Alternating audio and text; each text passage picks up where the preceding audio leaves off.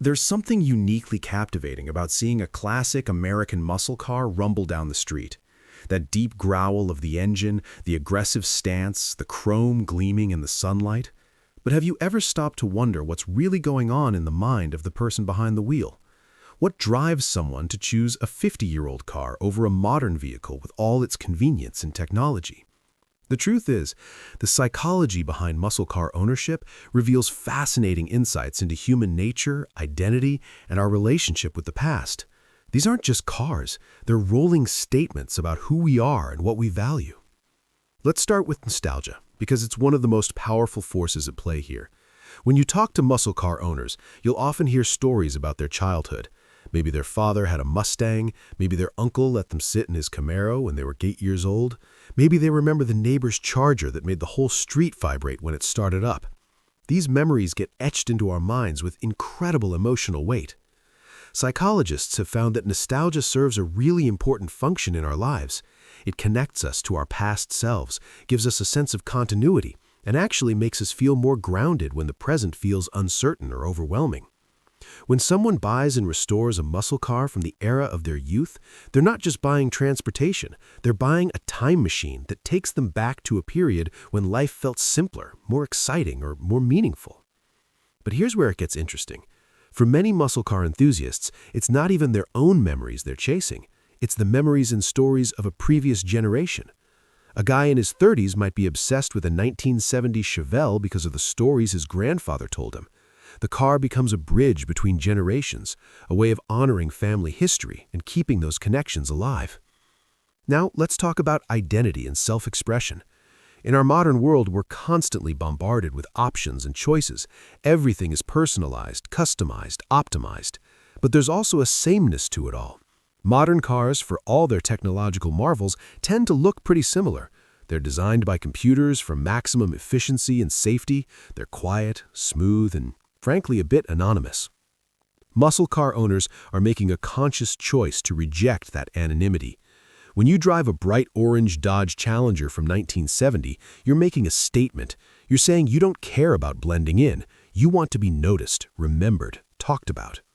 This isn't vanity in a shallow sense. It's a fundamental human need to feel distinctive and to communicate something authentic about ourselves to the world. Think about the personality traits that cluster around muscle car ownership. Research into collector car enthusiasts shows some consistent patterns.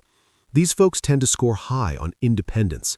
They don't follow trends just because everyone else is doing it. They make their own decisions based on their own values. They're often mechanically inclined, which speaks to a desire for hands-on engagement with the physical world, rather than just passive consumption. There's also a rebellious streak in there. Muscle cars were born in an era of rebellion, when young people were challenging authority and traditional norms. Owning one today carries that same countercultural energy. It's a middle finger to planned obsolescence, to the idea that you should always have the newest thing, to the notion that older automatically means worse. Let me share something I've noticed. Muscle car owners often have a really different relationship with their vehicles compared to regular car owners. A modern car is a tool, an appliance. You use it until it breaks or becomes inconvenient, then you replace it. But a muscle car becomes part of the family. Owners give them names. They spend weekends in the garage not because they have to, but because they want to. They know every quirk, every sound, every little personality trait their car has. This deep emotional bond is psychologically significant. In a world where we're increasingly disconnected from the objects we own, where everything is disposable and replaceable, muscle car ownership offers something rare. It's a relationship built on investment, knowledge, and time. You can't just swipe your credit card and drive off the lot with a perfect restored muscle car. You have to learn about it, work on it, sometimes struggle with it. And that struggle creates meaning. The mechanical aspect deserves more attention because it's really important. When you own a classic muscle car, you can't just take it to any mechanic and expect them to plug in a computer. You need to understand how things work. You might need to learn skills that most people today never develop. There's something deeply satisfying for many people. Psychologically, working with your hands to solve mechanical problems activates parts of our brain that evolved over millions of years. We're problem solvers by nature. We're tool users. When you rebuild a carburetor or adjust a timing chain, you're engaging with that ancient part of yourself. You can see the direct results of your effort. In jobs where success is abstract and the results take months to materialize, there's something incredibly rewarding about fixing a problem and hearing the engine roar to life. The community element can't be ignored either. Muscle car culture brings people together in ways that go beyond just sharing a hobby. At car shows and meets, you'll see strangers bonding over their shared passion. Age differences disappear. Social status doesn't matter. What matters is the cars and the knowledge and the stories. This sense of belonging is psychologically crucial for human well-being. We're tribal creatures. We need to feel part of something larger than ourselves. For muscle car enthusiasts, the community provides identity, validation, and friendship. The guy with the pristine Barracuda and the guy with the Project Firebird that barely runs both belong to the same tribe. They speak the same language. Now, there's an interesting gender dimension to consider as well. Muscle car culture has traditionally been male-dominated, and there are psychological reasons for that. These cars embody traits that culture has traditionally associated with masculinity: power, aggression, mechanical mastery, risk-taking. For many men, owning and driving a muscle car becomes a way of expressing and exploring their masculine identity in a world where traditional expressions of masculinity are increasingly questioned or restricted. But this is changing. More women are getting into muscle car ownership and restoration, which challenges those stereotypes and enriches the culture. What this tells us is that the appeal of these cars goes beyond gender. It's about agency, competence, and the joy of mastering something challenging. Let's talk about the sensory experience, because it matters more than you might think. Modern cars are engineered to be as quiet and smooth as possible. You're insulated from the road, from the engine, from everything. It's like being in a rolling living room. A muscle car is the opposite. You feel everything. You hear everything. The steering is heavy. The clutch is stiff. The engine vibrates through your whole body.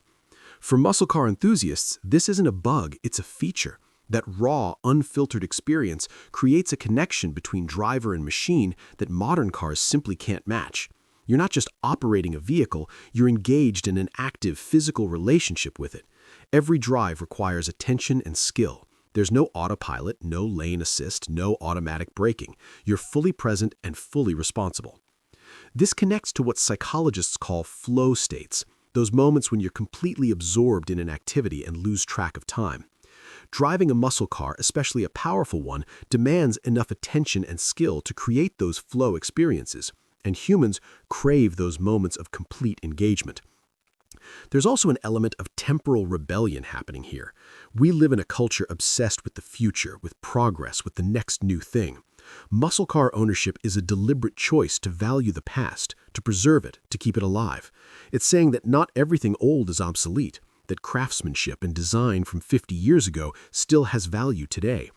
This isn't just sentimentality, it's a philosophical stance about progress and change. It questions the assumption that newer is always better, that we should constantly be looking forward and never looking back. For many enthusiasts, their cars represent a time when things were built to last, when form followed feeling as much as function, when there was soul in the machine. The investment of time and money is another fascinating psychological element. Restoring and maintaining a classic muscle car is expensive and time-consuming. Rationally, it makes no sense. For the money you spend on restoration, you could buy a reliable modern car that performs better in every measurable way. But that rational calculation misses the point entirely. What muscle car owners are purchasing isn't transportation or even just a hobby. They're purchasing meaning, identity, connection, and joy. They're investing in something that reflects their values and their vision of the good life. And when you frame it that way, the investment makes perfect sense.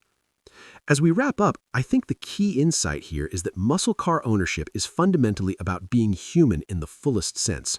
It's about connecting with our past, expressing our identity, engaging physically with the world, building community, and finding meaning through dedication to something we love. These cars serve psychological needs that go far deeper than getting from place to place. The next time you see a rumbling muscle car drive past, remember that you're not just seeing a vehicle, you're seeing someone's passion, their history, their identity on wheels. And that's pretty beautiful when you think about it.